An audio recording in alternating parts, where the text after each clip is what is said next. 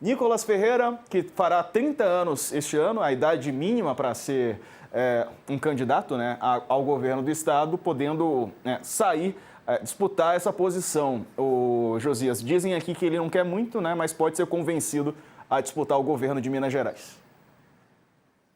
Ele disse claramente, inclusive numa visita que fez ao Bolsonaro, numa fase em que ele ainda estava em prisão domiciliar, ainda não tinha sido recolhido nem a superintendência da Polícia Federal em Brasília, nem a Papudinha, né, onde ele se encontra hoje. O Nicolas esteve lá, visitou e falou, olha, não tenho essa intenção de disputar o governo de Minas Gerais. E disse que essa era uma posição, primeiro, de humildade.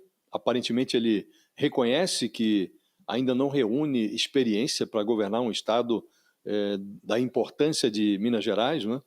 E disse que tentava, o raciocínio dele foi muito curioso, porque ele mencionou essa opção pela humildade e disse que raciocinava sobre essa questão de disputar ou não o governo de Minas Gerais, raciocinava com a cabeça dos seus inimigos.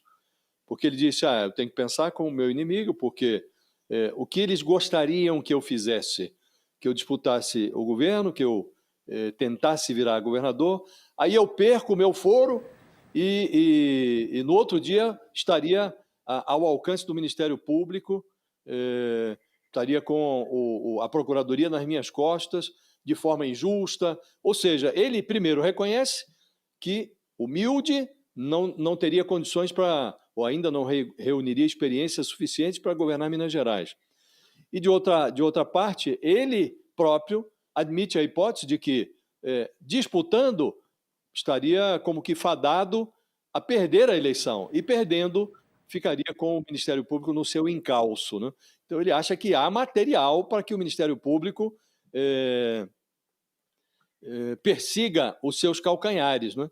Então essa conjuntura toda mostra que ele não quer, ele está mais interessado em preservar o seu mandato de deputado e a imunidade que esse mandato lhe assegura, a proteção, o foro especial,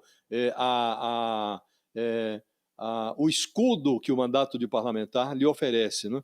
Agora, objetivamente, assim como o Lula, também o Flávio Bolsonaro, e hoje ambos são os mais bem postos nas pesquisas presidenciais, assim como o Lula, o Flávio Bolsonaro também está com uma situação precária em Minas Gerais. Nenhum dos dois, nem o Lula, nem o Flávio Bolsonaro, dispõe de um palanque.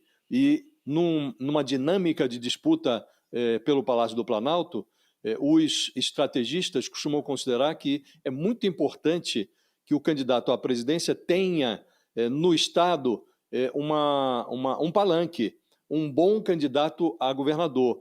Ainda que perca a eleição, esse candidato assegura um patamar mínimo, um desempenho mínimo para o candidato que o acompanha, o presidenciável que o acompanha no palanque. E em Minas Gerais, o Lula tentou empinar a candidatura do senador Rodrigo Pacheco, que não se entusiasmou com a ideia, e agora o Flávio Bolsonaro, sem alternativas, fala no Nicolas Ferreira, né? E o Nicolas, depois daquela marcha que ele fez de Minas Gerais até Brasília, 240 quilômetros, e encerrou aqui com uma manifestação que tinha um público nada negligenciável, de 18 mil pessoas, né? Ele ganhou musculatura. E está agora o Flávio atrás dele para convencê-lo a ser governador.